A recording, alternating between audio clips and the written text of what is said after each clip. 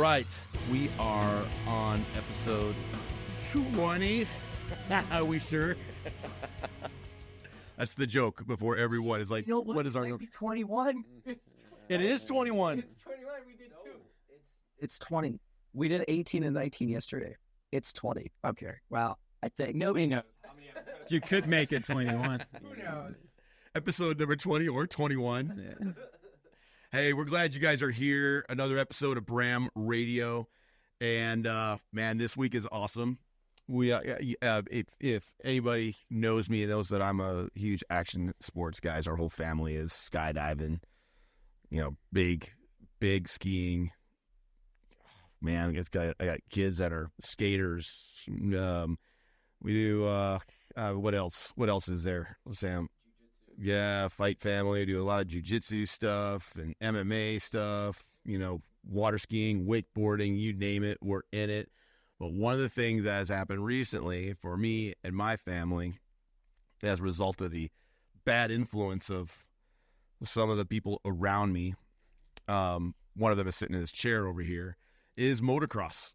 So we got a bunch of motocross bikes, and me and the kids like to get out and go and get after it and the trails and stuff like that. It's so fun. Got a good story about that. Me and the kids went out and tried to get on the trails, and all of a sudden there was 9 inches of snow out there. Motocross bikes in snow it's a challenge. Right. But we have with us today from Germany one of the awesome former supercross. Yeah, motocross, supercross, off-road. Now he's with age comes a cage. Right. Now he's racing cars off-road, and has a school called Sedlak Offroad Schools. Does government contracting, teaching our active duty military how to use motocross motorcycles as an insertion platform. And awesome. We'll get into all the other stuff that he's into, but we want to welcome Mr. Daniel Sedlak. Woo! Yeah. Thank you. Dude, it's good to have you, man. What an intro. Yeah, right. We have fun with it. We have fun with it. And we're supercross, motocross fans, hard enduro. I love watching hard enduro on there. We follow you on Instagram because it's the stuff you're putting out. I'm like, oh, that's how that works. Right. Oh, that's how you do that. Oh, you do steer with the back wheel. Right. Has it made you better? And it does. I look at stuff and I put it to work, right. And it's awesome. I have one of the guys that works here, JC Ledbetter. Yeah. That's how I met you. Yeah. 100%. I met him, and then I came out here, met you. Yep. And now look at us. Yeah, now look at us. Now look at me, dude. I'm rocking all this stuff. Right? Yeah. Brought you on board. Yep, and we have a Skydive San Diego T-shirt for you as well. Thank you. Yeah, go ahead and rock that whenever. Now I just need to go skydive. Now you got to make it real. Now you got to make it. Yep. Yeah, that'd be me. Straight into the sharks. There you go. We're a little further away from the sharks than normal, but we like to, make it look like sharks are just there around the corner. They don't have sharks in the lake. Right. So, but welcome to BramRadio, and I am so anxious to hear stories of races, because JC always makes sure he gets me out of the office into some motocross races and stuff like that, and it's so fun to watch those guys, like we were talking about before. Just watching guys when they going off like the finish line jump, they're 3 stories in the air, and they're just like looking at the jumbotron. Right. Oh, there's a camera on me. Oh, yeah. Yeah, I mean, it's a cool sport, right? I mean, I think especially here in the U.S., it's so big, right? I mean, it's like you said, downtown San Diego, Anaheim. You race in big cities, in front of big crowds, and Americans know how to put on a show, so the whole package is well done. So to go out there for 3 or 4 hours, taking some racing action, watch some carnage, it's well put together. Watching the 250 guys and the 450 guys smack talk each other. Yeah. On there is like, oh, someday you're gonna be a big boy, you can race a big boy bike.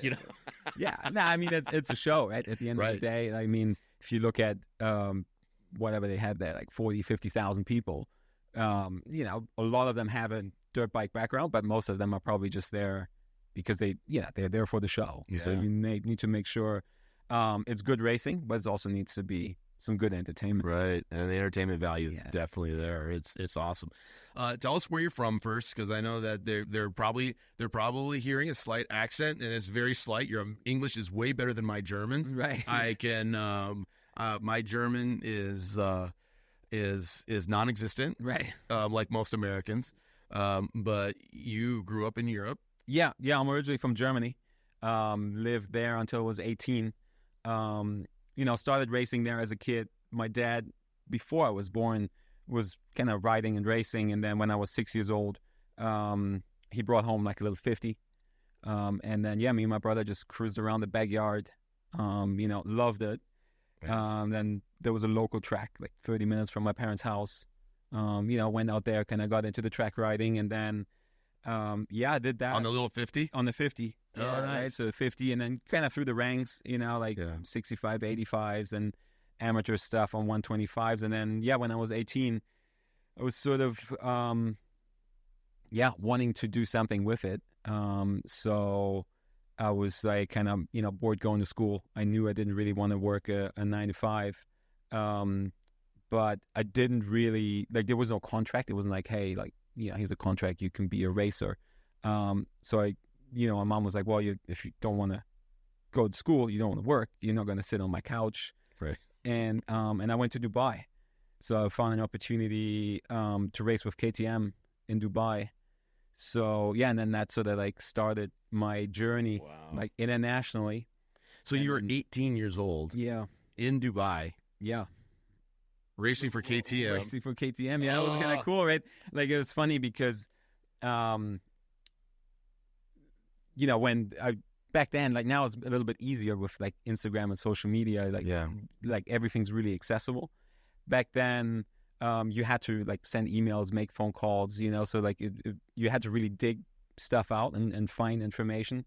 I found some connections in Dubai, went there to race, and then, like you said, 18 years old, first time you get bikes, you get set up and you just go and race. Coming from small town Germany, to Dubai, was a culture shock. How about parents? Parents, did they go with you? No, just myself. Just yourself. So, at 18. So That's they were always with me in Europe, but then you're 18, and it was sort of time to do my own thing. Mm-hmm. I went there and then started 18 years, hustled my way around the world, making a living riding and racing bikes. So with 52 countries total. Wow. So it's been a fun ride. Yeah, so you're quite the cultured dude by now. Trying to. And on motorcycles. So you go to these countries and you're racing. What are the main differences between the different countries? You go to Dubai and you race, and then you'll say be in South America racing, or in the U.S. racing, or in Europe racing. What are the main differences between these countries? Mostly just the size of it, and just the professionalism, right? U.S. and Europe, obviously behind that being the biggest. In the U.S. the sport's the biggest. It's the most professional. It's you go to Dubai, they're doing a good job. They're professional, but I mean, it's not a big scene there. And It's relatively small. You go to Africa, you go to China or anywhere in Asia. It's at a much smaller scale. So just that, right? Infrastructure is different. Infrastructure of just countries is different, right? I mean, you get here, obviously, like you said, you hit some of these big jumps. Some of that stuff's, scary. But, if you crash here, there's medical infrastructure to kind of help you. If you're in the middle of, Uganda, things look a little bit different. So, so those are just the main differences, right? I mean, the riding, obviously, it's the same, but it's just mentally kind of, looking at your surroundings and being like, dude, this is far away from home. If you go down here, it's not going to be great. So that's sort of over time when I started traveling, that was the biggest adjustment, right? Just kind of realizing okay, you want to race, you want to do well, but at the end of the day, it'd be also cool to kind of, fly out of here and in one piece. Yeah. So, that's mostly it. Bikes are pretty much the same around the world. Obviously, you have more access to parts and stuff here. But yeah, you just kind of pack up the necessities, go there, and get the job done. So when you're in these other countries and you're racing, it's the biggest anxiety you have is going to be, if I'm in a third world country and I'm racing, it's going to be the fact that there's medical stuff. Yeah, just everything, right? I mean, like the first time I went to the Dominican Republic, I was like 19, so it was like a year after I kind of started going to Dubai, and that was like the first time I went to, like, I think it's a developing country, right? They don't call it a third world country or whatever, but it's rough compared to Europe. And I get there, and I mean, they pack these places out. You know, I mean, people come, they have big crowds, they get really excited. There's like a lot of TV and radio. Like, it was big. I was surprised with it, but you know, just the track, the surroundings, like I was already kind of, just a little sketched out. It was like the first time that I've kind of seen real poverty, like on the way to the track, right? So like that's obviously a reality check. And then, kind of like here, they really hype it up. So like their local guy, he was actually pretty fast. So right away I realized, like, okay, this is not one of these places where you just ride around and wave. So he went on TV like the day before and he was like, hey, like if this German guy beats me, you know, I'll just quit. This is it, you know? So people were hyped up. They were like, okay, like we want to see what's happening. And I was already kind of like thinking like, oh, you know, let's just get through this. Then obviously people get really hyped. And if you Google like, or YouTube, like Dominican Republic motocross, you'll see like there's no boundaries between the fans and the track. Ooh. So they just, you on the start gate and people are standing like next to you, like watching you about to take off. And they're like, they run on the track. So it's like old school, like rally, like people are on the track and you come up to a jump and the whole jump is just people. Oh. And then as you kind of go up, they start jumping like off the track. I've never seen anything like it, right? So like, I'm like, what are we doing here? Because I was expecting them to like stop the race and like put people in their place, right? And then we'll go again. And they're like, nah, this is how we do stuff. And yeah, that was kind of one of those things, right? Like we were just sitting around and, being 19, I was like, first time kind of like that part of the world. And, kind of. Is that on YouTube? That specific race? No, but there's other races from that. Because that was like 07, 08. But there's races from that track where it's like What's the track called? If you just type in like Dominican Republic, like motocross, like you'll find it. It's wild. Can you find that? And people get into it, right? So we're sitting, like with the team, and this guy comes up, and he had like a leg amputated, and was like, I had an accident. And he's like, hey, I'm a former champion here. I used to ride, and I'm like, oh, cool, that's awesome. And I asked him what happened to his leg, and he's like, oh, that jump back there, like I crashed and then broke my leg, had surgery, got infected. And like at that point, then I'm like, oh, like, kind of what you think, you realize like, oh, this is really like happening out here. Yeah. So yeah, I made it through, obviously, I had a good, like looking back at it, like I would like to go there now with like more international experience, right? Just kind of knowing how to handle it better. Yeah. But yeah, back then, like as a 19-year-old like kid, I was ready to get back. So did you beat the local guy? I did not. He was fast and he was like taking chances. I think I got third in the end.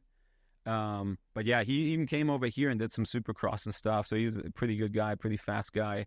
And then obviously when you go to their backyard, they know what they're doing.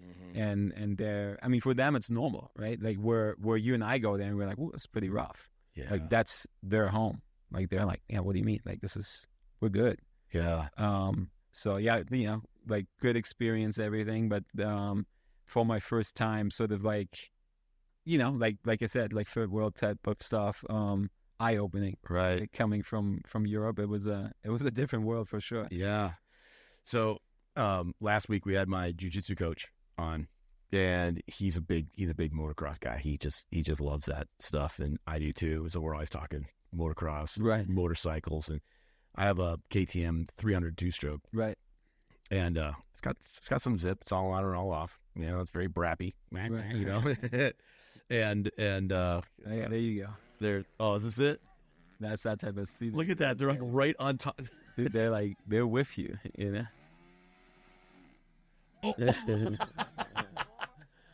No way. Like, it gets heated, you know? Like, that dude just smacked him with the flag. He's like, hey. Oh, that dude just got cracked by that bike. but I mean, even like, you know, you can see right there. I mean, it's a different world. Yeah. I mean, like, so you can imagine if you go there by yourself at 19, you're like, wow.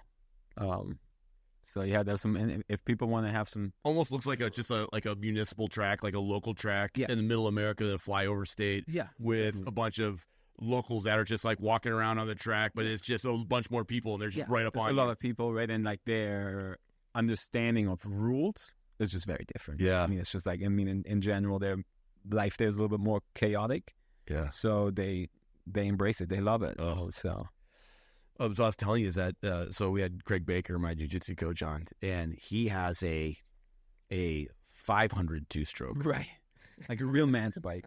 Real man's bike. That's what he says. Yeah, He's yeah. like, oh, you little 300 two-stroke. Oh, little fella. You be yeah. You think you'll be a big bike one day? I'm like, oh, my God. So he's like, hey, I want to go ride out on the trails with you. I was like, well, you got to bring the 250, the four-stroke, or are you going to bring the big one? He's like, oh, I'll bring the big one. I was like, okay. Here we go. All right. You know, I said, don't want to whiskey throttle that thing. I think it'll come out from underneath. I mean, that's a tough bike to ride. It's- like, yeah. Especially if, I mean, some of the trails behind your facility here, they're pretty gnarly. Yeah. And we had a lot of rain this year, so Get a washout, it gets rutted up. yeah. Might have to take some time off from jiu-jitsu after Right. he gets that bike stuck out there, you know. But that's the thing, right? I mean, that's sort of like why eventually, like after what I raced for 14 years or whatever, and then when I came to California, that's why I started the school, right? Like Sedlak Offroad School, because we saw a lot of, or just like a need, you know, to give people a chance to get some education on riding, right? Because it's such a expensive sport to get into, and then you know you just kind of go out and you ride with friends, and you know they might know a little bit, but everything's learning by doing. Yeah. Which you know leads to injuries, leads to a lot of frustration. Yeah, you know that's kind of where I was looking at the end of like my racing and needing to make money, wanting to stay here, and I'm like, okay, like there's a lot of people here that are into dirt bikes, but there are some schools, but I really felt like there was a good niche for me to jump into, and yeah, and that's you know then eventually kind of transitioned from racing to like riding bikes, and then so like the business side of things. Yeah. It's interesting because I know that I get really frustrated with it when you're out there and you're out in the middle of nowhere. You know, I'm out here at Pine Valley or Coral Canyon or some of the places that are really big, you know, enduro single tracks, Right. where you get out there and it's steep, loose rock, you know, or just a big, huge boulder, and it's 4 stories high. You got to climb, but that thing's almost straight up. But Right. trusting the bike, Yeah, that's yeah, the big using one the for me. bike, right? I mean, like that's the thing. People wrestle the bike when I mean it's 200, whatever you're riding is 200 plus pounds. Yeah. It's not going to work, right? You want to use the bike to get through the Right. equipment. But it's interesting because if you look at, you know, you can buy a surfboard, you can buy a set of golf clubs, and you go out there, you're not going to catch a wave or hit a ball. But I feel like in those sports, it's a lot more accepted to go take a lesson. For some reason, with off-road, you know, riding or even driving, right, side by sides, people are kind of like, "Nah, I'm good." Like, you know, like my uncle knows how to ride. We'll figure it out. But I think that the frustration is just so high, right? Especially if you ride in a group. Like if you go with Jay-Z, like and he clears everything, and you get hung up. on Happens every hill. time. Right? Happens every time. I didn't want to put you on the spot. Yeah. No, happens every time, and he's so fast, and he just rips through stuff, and I'm probably better than the average guy who just started, because I'm about 3 years into it, Right. and I don't ride as much anymore because he moved, and so it's without him around, like, hey, we're going to ride today. Right. Okay, it gets me out of the office. Right. Now I don't ride as much, and so then when I get back in it, I know the frustration will be there because it is a learning curve. Yeah, especially if you don't ride regularly, right? Yeah. I mean, you cramp up, like I mean, it's Yes. Forearm pump, and everything exactly, else. right? So, and people underestimate it, right? Because you do look at it on YouTube and you're like, oh, it's cool, this guy's jumping this rock. and doing all the stuff, or you go to supercross and you're like, oh yeah, let me hit some jumps, but you get on your actual bike and you realize, oh wow, like there's a big gap between like you and kind of where you think you be. Right. And you know, I think if people were a little bit more open to, like, you know, initially taking a step back and getting some good advice, you know, would make life a lot easier. Mm-hmm. So luckily, you know, it worked out. Yeah. And like yeah, so with the Sedlak Offroad Schools, like even just watching you guys, because I'm fortunate enough to be able to see you guys every time because you guys train people on this facility, right? Being able to see you guys, watching Edgar with these people that are just starting out. And I remember one family, they came down from, I think, Los Angeles to come. Yeah, we have a lot of you guys come from quite far away. It's not like what you're doing is not a small thing. You got something really significant going, and you guys are really impacting a lot of people and really drawing families close together. And that's the one thing that I've always really been interested in as a dad, because my thing, even when the boys were younger, I point over here because my number 2 son is over here in the corner. And is doing things with my kids that are going to distract them from the things that distract kids. Right. So I want to distract them from the lifestyles that are available to them that were not available to me. Thank God they weren't available to me, because I wouldn't be here right now if I had to put up with the stuff that these guys got to put up with. You know, the constant input of social medias and the constant input of social pressures that are there now with the early onset of drinking and drugs and even the porn scene and all these other things that are out there. They're just inundated with it because they have one of these in their pocket. And so my thing was always like, what do we do that is going to distract them? So we got a ski boat. We're going to go out and we're going to wakeboard and water ski and everything else. They loved it, took to it, you know, put them on the tube and rip them around the lake. Sam's over there shaking his head like, don't you dare. And I got some great stories about that. I named my moves. Drive the boat. Yeah. Yep. This one's called the Circle of And then Death. You wonder why the boys all moved out, you know? Right. Like, see that, like they're going. They're all on the East Coast now. I call this one the slingshot. Right. And teaching them how to ski at an early age. Right. Getting them on motorcycles. Now Sam's over there. He's riding Harleys and stuff with me. We have, you know, getting them out and doing stuff. Right. Unfortunately, when it comes to action sports, there's not a whole lot of cheap ones that are out there. They all take some. So their dad is broke, but we have some great times with the boys going out and doing stuff. It's like I get to be on an airplane with my boys doing things that a lot of dads don't get to do with their boys. I'm up there with my 2 sons who I taught how to skydive, watched them grow in the sport to the where now I'm going up in canopy size, they're coming down in canopy size. You know, they're going up in ability, and I'm coming down in ability. And I think it's fun. just the memories too, right? The memories, like, yes. I mean, I told you, like, I left or went over or international when I was 18, but from 6 when we started until like 18, like every weekend I was with my parents. Yeah, because like, I mean, you have to go to the races. So while people, you know, start going out partying, start drinking. You know, I mean, in Germany, you can drink, people drink beer and stuff when they're 16. Yeah, beer's cheaper than water over there. And you can get it, right? So while people were partying, like, you know, you have a goal, you're dedicated. Yeah. And, I mean, I don't know any other 17-year-old that spends every Friday, Saturday, Sunday in a camper, you know, with their parents going on different tracks. Yes. And I look back at that now because I see my parents maybe once a year now, right? They live in Europe.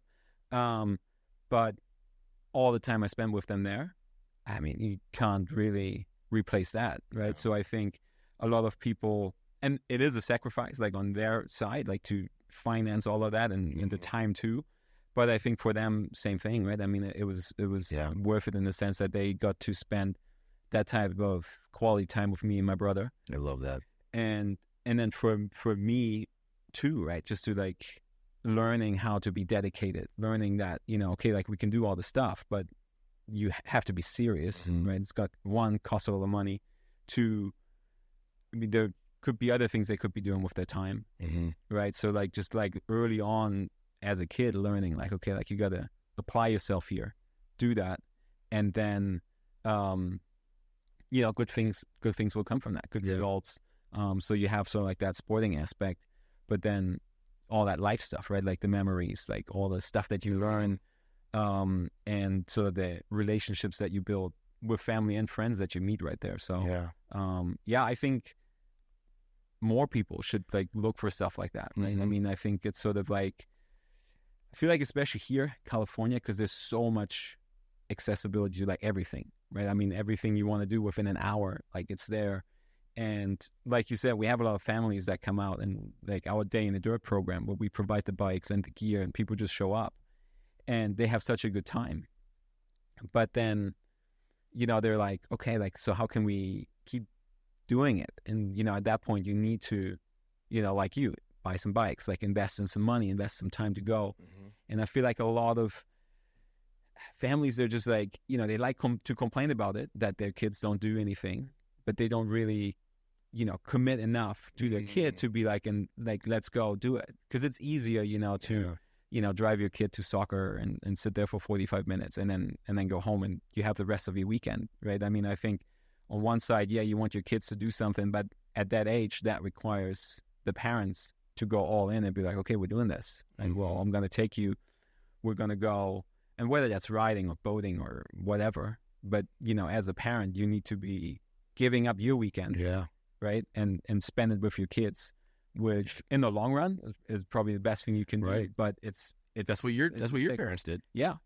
And you're promoting that with Sedlak Offroad Schools. I see that. I see whole families coming out. I see kids and dads and moms, and they're out there riding together and getting to meet them, because I'll go out there and talk with Edgar while he's out there. I'm just like, dude, this is awesome. I get to meet him, shake hands with these families, and I'm always so stoked, So, yeah, it's so important for families to do stuff together, and I call it parenting on purpose. Right.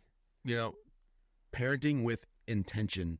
Doing things with your family that, it might be a little bit of a nut roll. You got to go to the store and you got to get some ice and you got to get some soft drinks and you got to get some gas in the boat, and you got to go buy some ammo. You got to go. You got to mix some two-stroke, with the gas, and you got to pack your parachutes and stuff. Yeah, but it's so worth it when you're doing things as a unit, because what's going to happen is you can stay home and create memories, and those are going to be some valuable memories. But the further away you get from the center and you start venturing out, the more of an adventure that it becomes. When you start adding adventure to your venture, right? And a venture, like my venture is business. I have a venture in dealing with my children and in my marriage. I have this venture. It's like an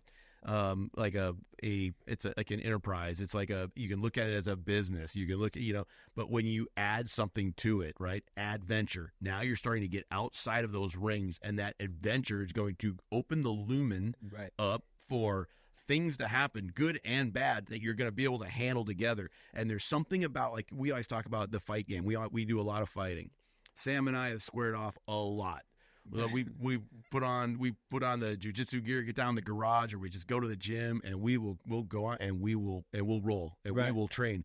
And it's dealing with the adversity. You have somebody else creating adversity. How you deal with that adversity, it transfers over a lot into life. And with motocross, there's problems that are created that you have to solve, and they're happening every second. It's like, maybe it's, I have this hill climb coming up. I'm going to go ahead and get my speed up here so that I'm not like just spinning and trying to gain my speed as I'm going up, and you do these decisions and problem solving and negotiating and as the adversity comes, knocking it down and deciding, do I want to go this way and do I want to fight that battle, or do I want to go this way and deal with this obstacle, and just going through that and teaching your kids to deal with adversity, but you're doing it in an arena that's fun.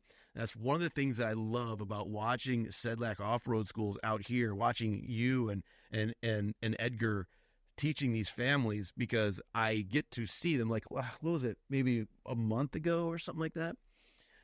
You guys had a family out here. They show up in their big Sprinter van. They had their bikes in the back, and the kids were chilling in the back. They had just been out there riding for an hour, and I needed to get him a radio because I think we had an aircraft coming in or something like that. And I took a radio out to him. I said, "Hey, if this thing cracks off, just say again your last. Whoever's calling will repeat it because you're not going to hear it over the bike."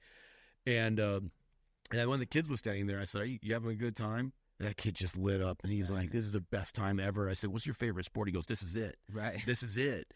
I said, "You want to race one day? What do you want to do?" And he was just like, I don't know. I just want to get better now. And he had such a healthy perspective. And when he was talking, I could hear, because I know Edgar pretty well now. And that's a quality human right there too, and the way that he instills that into these families that are coming out. Hey, you don't have to be me. You don't have to be Daniel. You just be you, but you want to do this and you just want to do it better, but I'm going to show you how to do it safely so you can have fun and you can avoid hospital trips and stuff. And just listening to him talk to these guys, it is so amazing. And that was kind of like one of the ideas behind that program, right? Because for us, it's a passion. Like, we've done it for a long time, but like, you can still remember like that. Like, I still remember the first time I rode that little bike in my parents' backyard. So yes, for us, it's a job, right? And today we have a family, and tomorrow it's another new family. But I always tell my guys, I'm like, look, for these people, like, that's the very first time ever they're going to ride a dirt bike. So yes, for you, it's just another Wednesday. But for that kid, that's like day one of, and not all of them will stick with it. But I mean, especially through, 2020, right? We had so many families come out that wanted to kind of get outside and do something. Yeah. And so many of them ended up buying a bike, and we still see them now, right? They come back with their own equipment and do courses like 4 years later, and the kids are actually really progressing, right? And the parents are excited about that, because especially at that time where, kids, they weren't doing anything. They weren't going to school, right? They were really kind of isolated. They found a way to get outside, do something cool, and get their kids excited and, committed to something other than just, sitting on their phone all day. Right. So I think that, besides the safety part, besides kind of like all the riding stuff, it's just cool to see, also for us, just to see, because sometimes, we ride 6 days a week. So you're like, it's just kind of repetitive.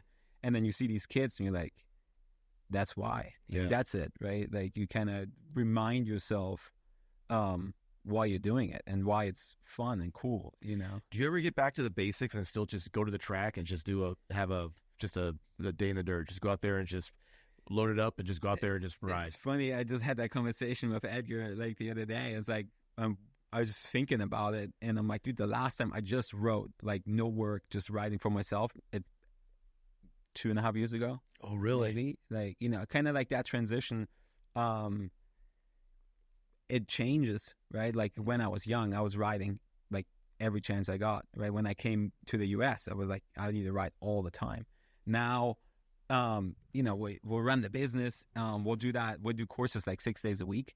So it's very rarely that I have the urge to go and ride. Yeah. Besides, like, and it's not so much the riding, it's just more everything around it, right? Getting the stuff ready. Like, we live by the beach, so you have to commute like 2 hours to go riding, stuff like that. I mean, it sounds lame now. Like, if I would be 20 right now and listen to this, I'd be like, wow, what a dork, Right. Just go ride. But like, you just get older. I mean, I think I started professionally riding at 18. I'll be 36 this year. So like half my life, it's been my profession, right? So you just kind of look over like quality over quantity, right? So I mean, like, we'll do some good riding. I mean, like, some of the tracks and stuff that we ran for our training, we got some good seat time there. But it's the same thing. Like, I see Edgar, right? And we'll work all day, and then it's like 4 p.m. and he goes off in the hills and just puts in another moto. And I'm like, that was me like 10 years ago. So it's interesting to also kind of see that change, right? Where you go from like riding is like why you do it. And then, you kind of transition more into like, okay, like, the business side of it is now almost more interesting to me than riding. So yeah, it's cool kind of like, to see yourself and see how the interests change, right? So like, dude, I can completely relate. I remember when I was a younger guy, 25 years ago, I couldn't wait to go skydive. Right. I was out there. It could be raining. I'm going to show up with my rig and I'm going to sit in my car and hope the rain to the clouds are so that full the hole. Right. Get an aircraft through it that we can get out. And I can get up and we can get out of the airplane, and then getting all my getting the instructional ratings and doing it just so I don't have to pay to do it. Now I'm going to get paid to do it. Right, exactly. And then getting on a pro team and getting paid to skydive and everything else. To now it's I look at the airplane and I'm like, I should probably go up and just air it out, see how I'm doing. And no, because I have to pack a parachute. I got to walk out to the airplane. It's got to take me 10 minutes to get to altitude. And then I'm gonna jump out. Kids are going to be flying all around me and everything else. I'm just going to be burning a hole in the sky. I'm going to open the parachute, I'm going to come rip a landing, and then I'm going to go and I got to pack again. Right.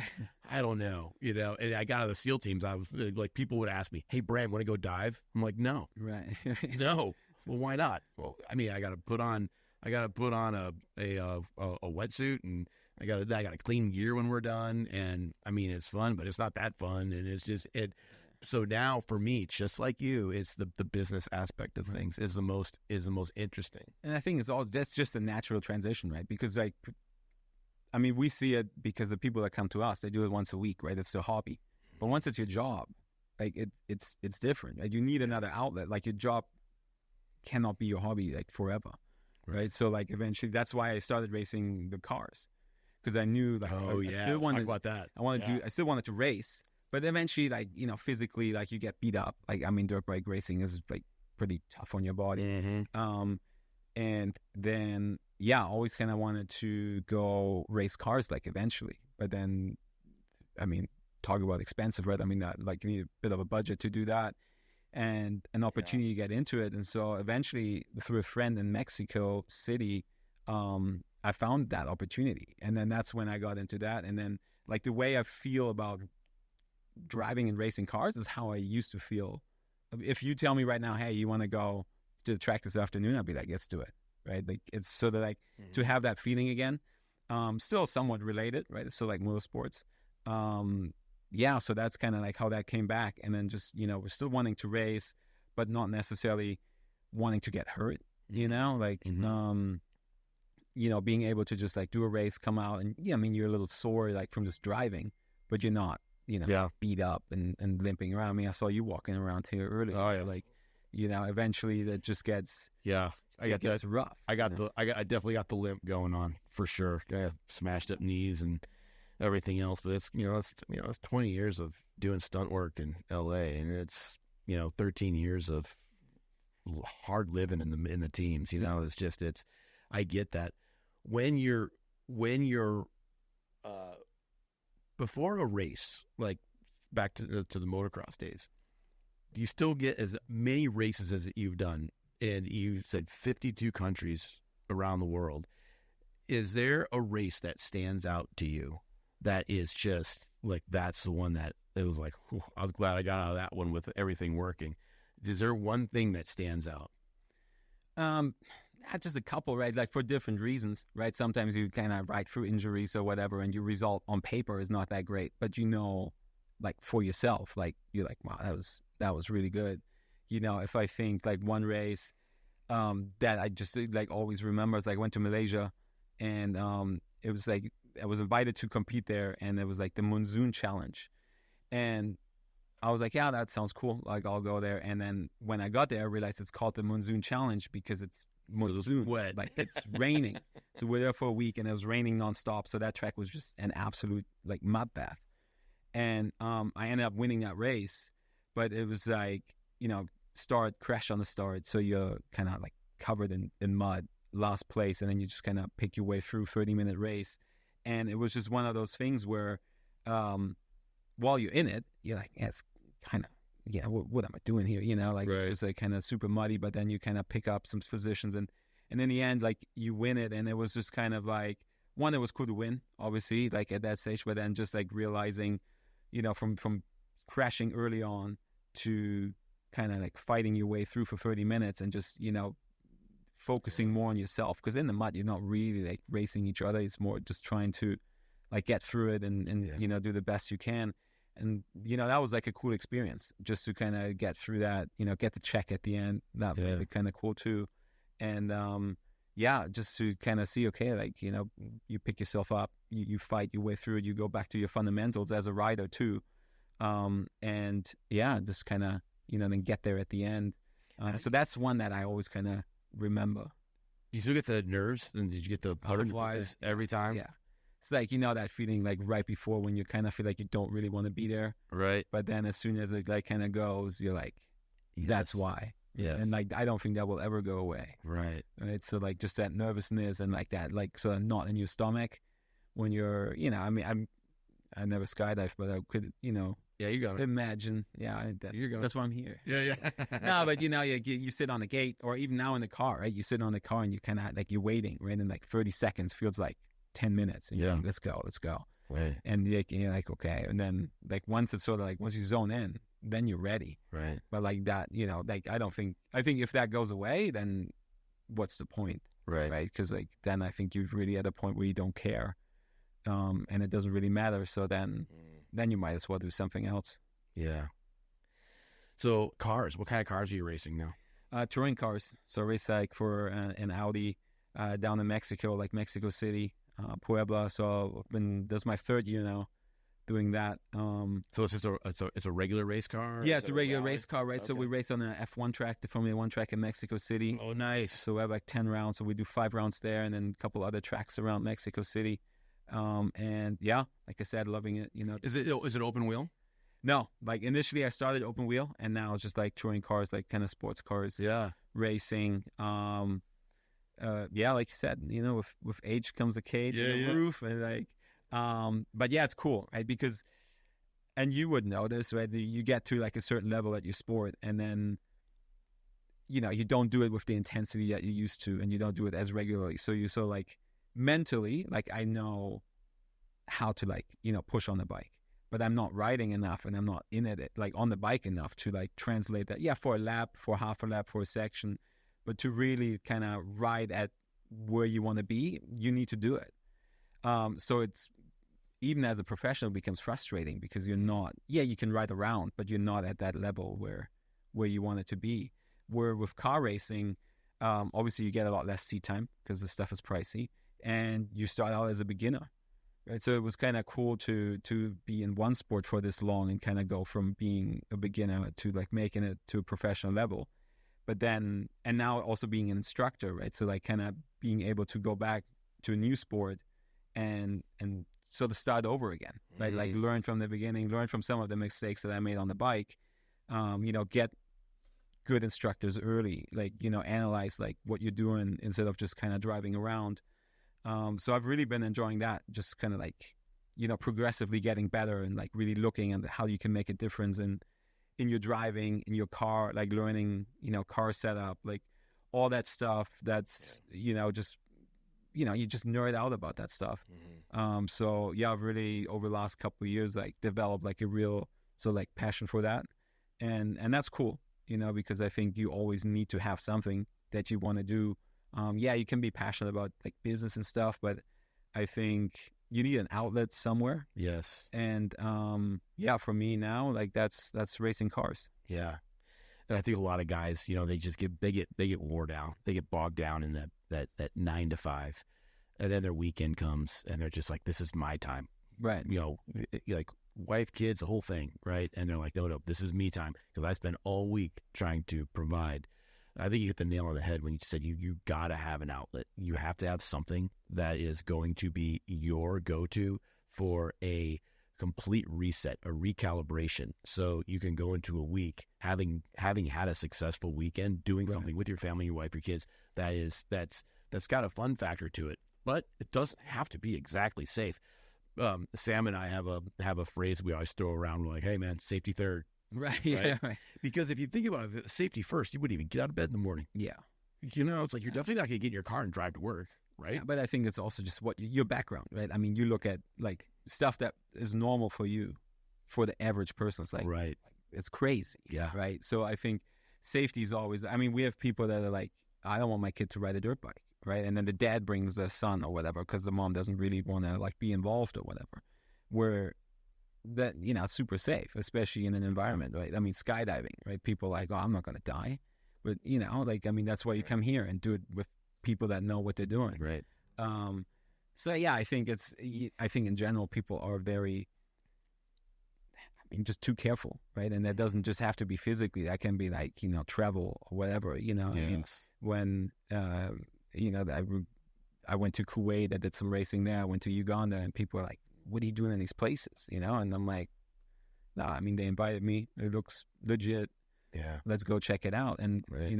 most places you go there, people are cool, and you leave again, right? So I think people are just too careful, like in general, right? With everything. And, I think it's unfortunate because you miss out on a lot, right? Just like, getting out of your comfort zone, meeting new people, that think differently. I think especially these days, like it's important, because we're all in such a bubble. Yes. Especially now. Yeah. And then, you work all week, you sit on your phone, like algorithm kind of feeds you the same stuff all the time. So if you're in a dark space, it just gets worse because like you just see negativity all the time. Mm-hmm. If you're in a good space, like obviously that's a little bit easier, but I always feel like you need to get around, different people, get some different perspectives, and then kind of, just like you said, get out, shake it up a little bit, and then you can come back on a Monday or whenever, and jump back into your normal routine. Yeah, so true, and especially when you get out with people that are pros like you. I'd highly recommend anybody that's watching this, if you have a family or you just want to do something different, man, you gotta look up Sedlak Offroad Schools. Get out there. I mean, you do things where people can even get you. They can use your bikes. Yeah, and they just come out. We provide everything, right? So full on experience. You just show up, and you get the instructors, you get the ride bikes, all the gear. Just have fun. Where do you guys go and ride when you do that kind of stuff? With different stuff, right? We'll do some stuff down here in Hamul. We have a spot near Temecula. We have a spot on Lake Elsinore. So that, if you're from LA, it's obviously a little bit easier to get to Elsinore than to come all the way down. And it's like kind of track experiences, but you also do trail stuff. It's a mix, right? So we have some tracks, we have some trails. So depending on what you're into, and then depending on also your level, right? Some people come in, and especially kids, they pick it up super quick. Mm-hmm. And some kids, they need a little bit longer to figure out the clutch and the shifting and stuff. So it's like no pressure. What do you think, Sam? You want to go? Want to do it? Sam's ready. Get out with him? Yeah. His dad doesn't let him. His dad doesn't let him. This one is long overdue for an ER trip. Yeah. It's like... No, don't say that. Don't say that before he comes to us. It's long overdue. So, but I think that's... I mean, it's... When for us, when we say safety third, we know what that means. Right. It's like, that you're kind of putting it out there a little bit, but you're doing it in the right way. Is bad going to happen? Yeah, but it can also happen at an intersection where someone's not coming to a complete. We got to stop. We got an intersection down the street from our house. Right.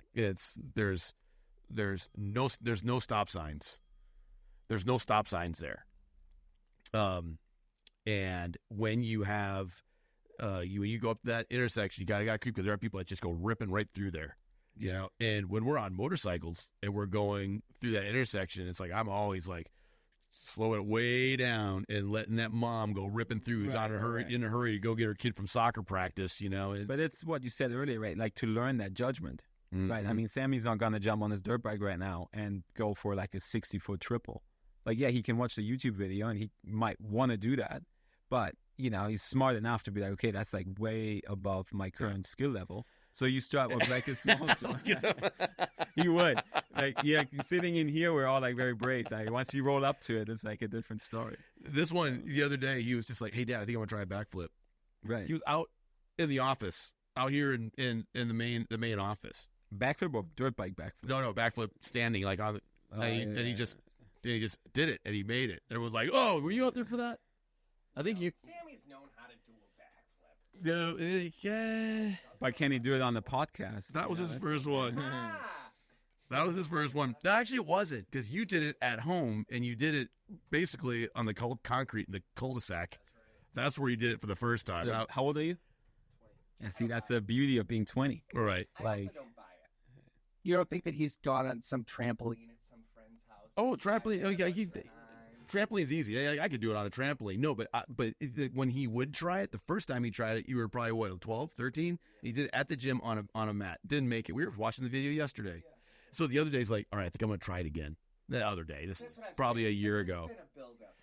Sure. But to go and send it just on a concrete, and this is your first time doing it. That's it. That's what drugs. You're going to be a great parent, dude. Seriously. That's the stuff you need to. Yeah. And I was like, hey, you want me to spot you? He's like, nah. I'm like, my man. Yeah. Like that. I was just walking back to the garage, get the car keys. You know?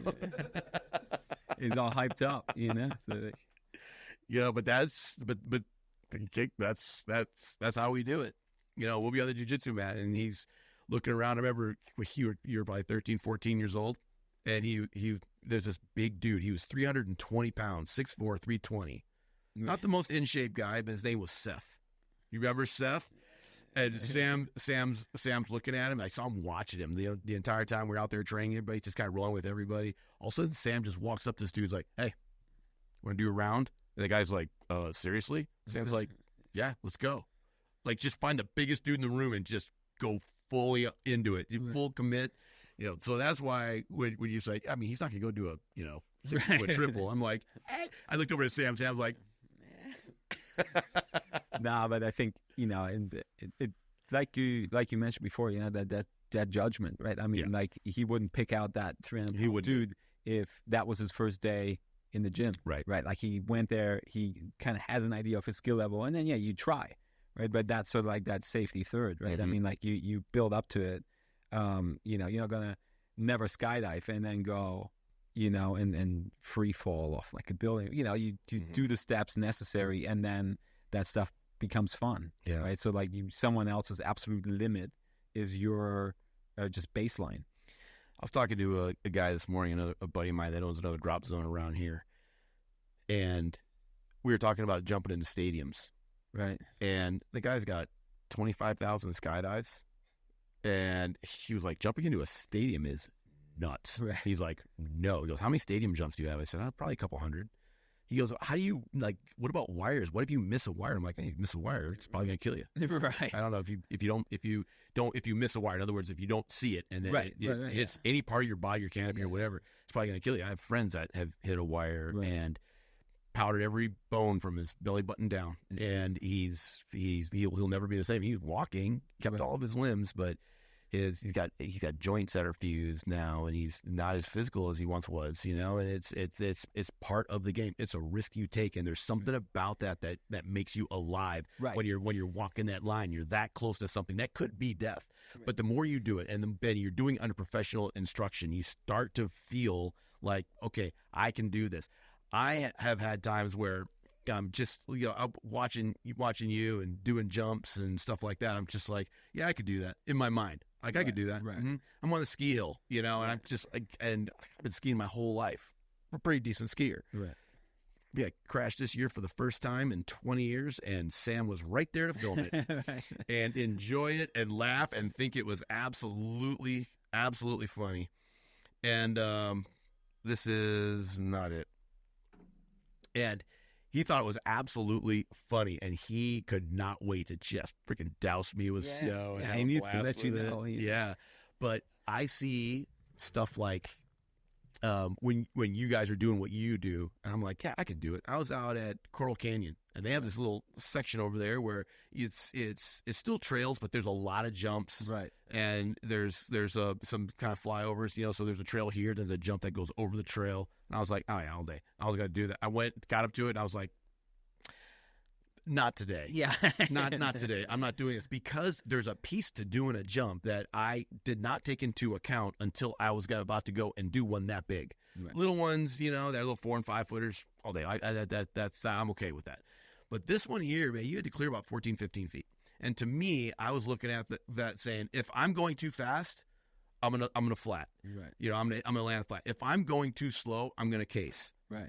And so I don't want either of those to happen. I need to have the speed exactly right, and I don't have that experience to be able to do it, because I haven't done the smaller jumps and know what that is. And JC just went, and he knew exactly what it was, because he has a lot of time on a track, and he did it. All you have to do is, I'm like, well, how fast were you going? And well, you can't really tell me, because it's not like I'm gonna be staring at my speedometer. I'm gonna see where I'm going. Second gear, third gear, whether you just judge it. Yeah, and I think that's experience, right? Like, you have to do it. You have to learn the skill set. But I think it's just a lot of people now, like, it's they're more in a like surviving mindset instead of living, right? I mean, like, yeah, obviously you want to be safe, you want to go home, but sometimes you just, you know, you have to take some chances, you know, and then, you know, like you said, that makes you feel alive. Makes you feel alive. And So- I regret not trying it. And then sometimes I'm thinking, I'm glad I didn't, because I don't know if I would have. But you can always go back. Can You always know, go it's like, back, I mean, that's like the thing. It's not like a once in a lifetime thing. Yeah. You're not, it's not like you're never going back. Well, my thing was always like, what if I'm following Daniel, right? And I'm just doing what he's doing. I'm following him 20 feet because he's not going to wad it up, you know. And I'm just doing what he's doing. I come up short and you just land on me. Yeah, well, I would be like, this guy has literally thousands of hours on a motorcycle, you know, and I'm at hundreds of hours on a motorcycle. I'm pretty sure you're not gonna do that, but I need more guidance to do that, and I didn't really think about that until after. I think it's that, right? I mean, a lot of people are like, oh, just tow me into a jump. And like the distance is like whatever, the way the bikes are set up, you can overjump, but it's just knowing what to do when you're jumping, right? Like if you freeze up, like, cause you know, if you jump 5 feet and now jumping 20, like you'll be up a lot higher. The bike, you know, shoots you up a lot more. You'll do a lot more with the bike in the air than if you're just in the air for like a second, half a second. So it's mostly that, right? Cause to get just to send it doesn't take any skill, you just need to have balls, right? And you go for it.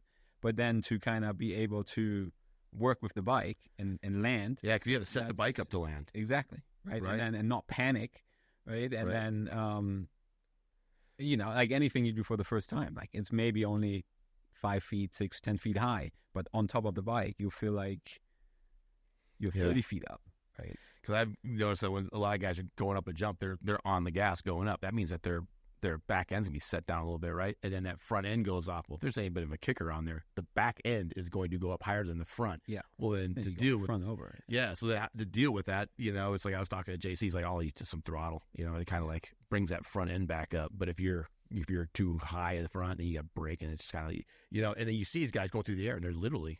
Yeah, you can regulate it, like so. But then, I mean, that's the thing, right? You need to know the basics and then apply them, and then do it, right? But it's so like you want to learn the fundamentals before you just go send it, right? There's a stunt guy in LA that I know that he does high falls onto buildings, and he took that big building downtown that's round on top, and it's I don't know how many stories. It's got to be probably a couple hundred stories tall. And he jumped out of a helicopter, you know, 100, 200 feet above that, and landed on the bag, right? Right. So I always look at, like, we were talking about jumping earlier, how you have to know the right speed that you're taking off so that you are landing at the right spot to land. Because if you go long or go short, there's consequences. But being able to get in the middle, where you're doing high falls, like for the movie industry, it's like you have to land on your back. And to be able to go, like, from 10 feet up, cool, just flip over your back and land. But when you're coming out of a building, guys launching themselves, they'll launch themselves through candy glass and out of a building, and have to gauge how fast they're going to go through that glass so that they're not overshooting the bag, or they're not going short, getting wind push and hitting the building. They have to have the right amount, being able to gauge where they're landing, fly their bodies to some degree, but then also get over on their back to land. You know, there's so many calculations that are happening at the microsecond that you guys have to go through when you're in the air, and a dude right next to you in the air, like right there.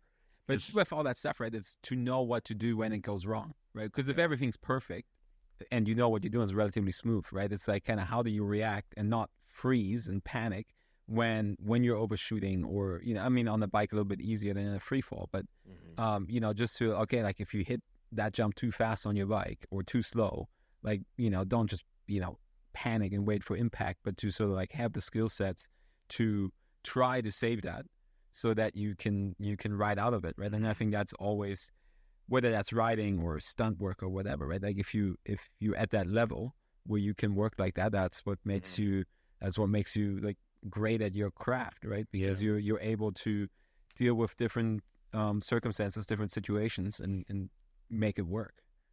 Is there a difference in your comfort level between or mindset level between racing cars and racing motorcycles? I guess what the better question is, what is the biggest difference when you're doing that? Are you willing to take risks in a car, even though it's like you're not even the same type of track. The surfaces are different, the safety aspects are different, the people are different, it's a track that's different, all these things are different. But are there risks that you're willing to take in a car that you wouldn't take on a motorcycle? Yeah. I mean, like, honestly, like for me in the car, it's more like a financial thing, right? Because you crash it, you got to fix it, right? Yeah. Where I had a big, and it's funny because I talk to like people that race there now. Like if you crash on a dirt bike, it's going to hurt. Like if you crash in the car, yeah, like that can hurt. Like it's also dangerous, but you have so much protection around you, right? I mean, like there's no protection like on the bike. So yeah, I mean, obviously when you come around the corner and there's like a wall or whatnot, like yeah, you're scared, right? That you're not going to go flat, or even if you know you have to, like you kind of think about it. But in general, it's a lot easier to take chances like in a car than on a bike because just the consequences are so much bigger. I mean, because in the car, yeah, you crash, but I mean, you have a lot of padding around you, right? I mean, I don't want to crash a car either, but I think it's definitely easier to kind of push your limit there a little bit, because I mean, most likely you're going to walk away where, yeah, you mess up a jump like that. Either way, it's going to hurt. It's just kind of like depends on how much that's going to hurt. How do you train in a car though? Because it's not like you can get. Like you pretty much just race in Mexico, right? Yeah, you just go to the track, right? And so that's what I was saying earlier, like with a dirt bike. Like if you want to race, I mean, you're on the bike 4 or 5 days a week, like really going through your routine. Nobody can afford to do that in a race car, right? So you have limited testing, you have limited track time. So it's a little bit easier to, you don't compete with people that are driving like every single day. You're not cramping up as much. Like if you get arm pump riding your dirt bike, like it's over. You're not going to be able to efficiently ride, and like you don't deal with stuff like that on the bike in the car. So you can go and like progress. You have your data set, so you can look at your data in between races. You can study your video, and then go back and kind of pick up from where you left off. But you're not as rusty as If I don't ride my bike for a week, I really feel my reactions being slower, right? It really takes me a little bit to get back into my rhythm. In the car after like a lap or two, you still like, okay, like we're back at it. And then, so I think that makes that, I mean, easier, right? Yeah. Like to get back into it. Obviously, the higher your level, right, the more you want to do it, the better you want to get. Margins get a lot smaller. And that's when you sort of like back to where the dirt bike, like once you're looking for a tenth or half a tenth, very small margins, and the room for error is a lot smaller. You need to be a lot more precise. So I'm sure as I progress in that world, it will get to that point too, where it's like it's not as easy to just jump in and kind of get back to your baseline. Right. Tell me about your family. My family here, or just in general? Here. No, just my wife, right? Just so your wife, right? my wife's from she grew up in San Diego. Oh, nice. So she's my California girl. Yeah. So I met her in 2016. Yeah, and we got married in 2018. So yeah, we're up in Carlsbad for a little dog, and so living that life. Does she ride? Yeah, she rides a little bit. She rides horses. Yeah, she's really into that, right? I mean, good. We went out to the desert before and like ride some dirt bikes and stuff, but like I was never really into girls that ride. So like it's not like if she wants to come ride, I mean, we have so many bikes, it's easy, right? But it's not something that I would like push. And then like I said, I'm never like, hey, it's our day off, let's go riding together. Right? Yeah. No, we did some rides together. But yeah, it's cool. Like she's super supportive, right? Because like when I was younger, doing all the travel, all the stuff, people always like, oh, just wait until you get married, then it's sort of like, then it'll be over. And I was just like, nah, I'm like, I don't think so. But, then when I met her and she's cool, I'm like, hey, I'm going to go race in Mexico next week. And then next week, the following week, I'm going to go do an event in China. And it's like, okay. Like, she understands it's my job. Mm-hmm. She understands it's kind of what I do. So it's nice to have that support and encouragement, right? So like knowing that I can go there, do that, and not have to, fight my wife at home or feel bad about going, right? It wouldn't be enjoyable if she's mad and I'm going there. So, I'm lucky in the sense that, I always kind of surrounded myself with, very positive people that encourage me to do what I wanted to do, starting with my parents. And maybe it is because my parents were so supportive when I was younger that I look for that in people around me. And so I don't find myself in a situation where, I have someone that doesn't want me to go or doesn't let me go. Yeah. So yeah, like I said, my parents, my brother, they all live over in Europe. They're all in Germany, doing life over there. So yeah, we'll try to get together like once a year, like either me and my wife go over or they come here, spend a little bit of family time, but obviously a lot less than if you live, a couple hours apart. Yeah. Yeah, it's so important that, because I have a lot of buddies of mine that, in the SEAL teams, the wives start off kind of enamored by the fact that, my boyfriend, my husband's a SEAL, right? But after a couple workups and after a couple deployments, all of a sudden the cool factor kind of wears off, and they see kind of what it does because they see the stress that it puts on him to go and do his thing. And I think that, and I mean, like those periods are longer too, right? Yeah. Like, I think my longest trips are like 2 or 3 weeks. Yeah. And then I come back home, right? Which, if you do multiple 2-week trips back to back, it stretches out too, but it's never like 6 months. Yeah. Well, there's a lot of factors that go into on the military side, but for you, it's so awesome to hear that you have your wife has made it a priority to have you follow your dreams and to do the things that you've been doing your whole entire life, and now she gets to experience it, be a part of it with you. That's so. No, like I said, I mean, I'm very lucky there, right? And it's sort of like, but same thing for her, right? I mean, if she wants to do more in the horse world, like I'm like whatever she wants to do, I think it's important to support each other. I mean, obviously you want to have a good relationship, and in order to have that, like, we both need to be happy. We both need to have like some sort of like something that we want to do other than just, hang out. Right. So yeah, like I said, I mean, I'm always very happy. I mean, most of the guys on my crew that like kind of work with me, right? Like all very positive guys, very sort of like open. So yeah, just, I think it's just important to kind of have people around you that are like that are willing to push. But also just kind of, keep the big picture in mind. And, I mean, if we all are able to kind of, live our dreams, then we're happy. We're able to show up on Monday and put in some good work.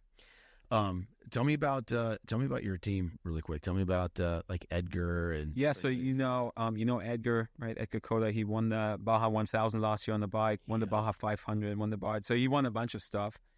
We've been working. Which people think, I mean, just to put that in context, it's not just, the Baja 1000. There's a lot to that. There's a lot of moving parts. There's navigation. There's adversity, and there's like there's being able to navigate this thing so you're doing it right. And he did it Ironman, right? So it's just him. And it was last year, I think it was 1,300 miles, right? So, and I mean, I always get this wrong. It's either 37 or 39 hours. So either way, so he was on the bike for like a long time, and at a minimum 37.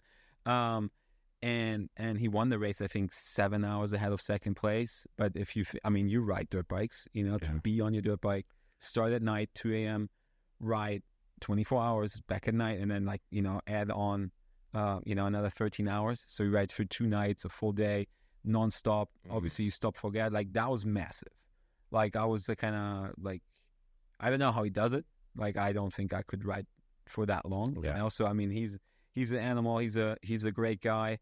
We're working on smile. Always smiling. He's a happy guy. He's a happy guy. No bad days. I love it. Dedicated. We're working on the project for him. To kind of go to race Dakar, the Dakar rally. Nice. So I mean, he's still young, right? He's only 25, 26. Yeah. So he has time. He has a lot of potential. He's a very likable guy. Yeah. So it makes it easy to help him out. So yeah, you need to have him on so he can tell you some stories about Baja. Yes. And then yeah, so I've been working with him. Like we've been doing stuff together now for 6 or 7 years, like a long time. And then yeah, it's all like friends, right? Durant Stapleton, he's an Australian guy. I met him in racing in China in 2012. And then I stayed with him and his dad when I went to Australia. And then, yeah, now we're both here in California. So he's doing some instructing for me. Dylan Gasak, he went with me to that race in Sweden when we raced those electric Oh, yeah, yeah. So, yeah, like, you know, all professional riders, cool guys. And like I said, just this like positive dudes, right? So like willing, they all follow their dream individually. And, you know, with Sedlak Offroad School, I'm kind of like able to give them a position to where, okay, they can do their racing, but they can also make a living. So like in between. Right. And when I started it, I was like, that would have been cool, like for me to have, right? Because I told Edgar, I'm like, dude, look, like you can go very far in racing, but if you run out of money, it gets really tricky, right? I mean, like motorsports is expensive. You need to have some sort of income. Racing doesn't really like pay that much. But if you can, you know, do it as a living, like every day, and then, you know, pick out key events, like for him, the Baja 1000 to then really like shine, you can make a lot happen with, you know, a relatively small amount of money. And then, you know, that way really kind of put yourself on the map. So yeah, it's cool to see. It's cool to see the guys enjoying it. It's cool to get the client feedback, right? Because I'm not at every session, but then to, you know, get the email and be like, hey, you know, Dylan was awesome. Edgar was awesome. Great guy. I mean, if you look at our Google reviews, you know, people are loving it. People are loving the guys. So yeah, it's cool. Like, you know, I think we're all, excited, you know, so like because it kind of grows every year, you know, we come up with new ideas. So yeah, it's awesome to do it and then do it with friends that are also, you know, like appreciate, you know, what we have. I mean, like I said, some days feel like work, but man, could be stuff that's a lot worse, you know. Edgar's amazing. I remember one day he texted me, he goes, hey man, I left you something inside the door. And I went out and looked and he left me, he goes, I was looking at your bike. You need a new front tire, man. And he brought a front tire and he put it, leaned it against the door in the front. I was like, man, you have to do that. He's like, oh no, dude, it's an honor, man. I really appreciate you, and you know, thanks for letting me, you know, train out here. And he left me a tire. It's on my bike now. Right, yeah. No, but that's the thing, right? I mean, we appreciate you, and that's so like all the connections that you make through the stuff, right? I mean, like we met you, and we're like, hey, like, can we come out and do some training? You're like, yeah, of course. Like, just roll out, like, use it. Yeah. If we're not busy, it's perfect. But, you know, like, you find these people, like-minded people, you know, like yourself that, you know, you understand, like, small business struggle. You know, okay, like, you know, you're able to give us a hand so we can help some of these kids, help some of these guys, you know, you know, as families come out and enjoy it. So, yeah, I'm a strong believer in like, so like, you know, kind of you attract like what you put out, right? So I think, that's how you get to connect, you know, with people like yourself. I love it, and I enjoy seeing people out doing things as a family. To me, that fills my tank. Right, being able to see like a mom and her. Well, it was a mom and 2 or 3 boys, and one of them was a little guy. He was tiny, you know, like 50. Yeah. And I was just like, that is the coolest thing ever, you know. And one of the boys is out there just ripping, just going for it, you know. Mom was being a little bit tentative and kind of hanging around the little guy, and it was just super cool to see that family. Like, that's a family that's going to stick. Yeah, you know? I mean, it's cool to see them like spending that sort of like quality time with their mom, you know. And you could tell like the boys, like you said, they were like 3 boys, but all completely different, right? Like one super timid, one was sort of like feeling it out, and then the other one was just like, give me that bike, I want to go rip. Very sendy. Very sendy.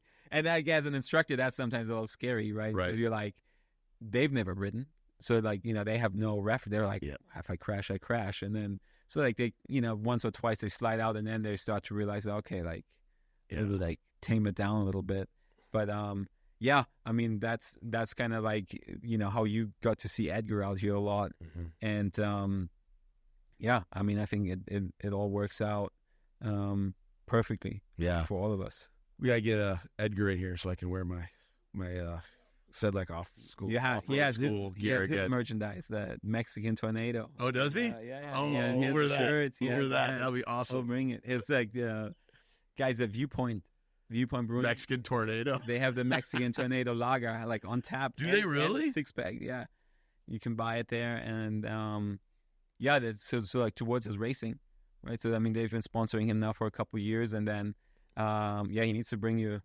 I don't know if you drink beer, but even if you just put it in the office, he 100%. has the cans. It has him on there, like with the Baja background. It's pretty cool, Dude, my last name's Bramstead, dude. Yeah, German last name, dude. Of course I like beer. I thought you were like a straight shooting, like No, jiu-jitsu beer. monk. You know? Beer. No jiu-jitsu monk here, dude. No, I love beer and everything else. I have my limits, but I do enjoy a good beer. We'll get in to bring some, but yeah, same thing. You know, like connecting with these guys at Viewpoint has been. When he does it, we'll have beer up here. We'll drink a beer while we're doing it. Yeah, exactly. You can That'd drink be a beer awesome. on the podcast. Yeah. But yeah, so I think it's cool to see like all these different people come together and make some cool stuff happen. Yeah. Daniel, how can people find you? Instagram, Dan Sedlak, or just Sedlak Offroad School. That's where we have all the riding tips. Website is sedlakoffroadschool.com. And yeah, shoot me a message, send me an email, send me a DM. Always happy to connect.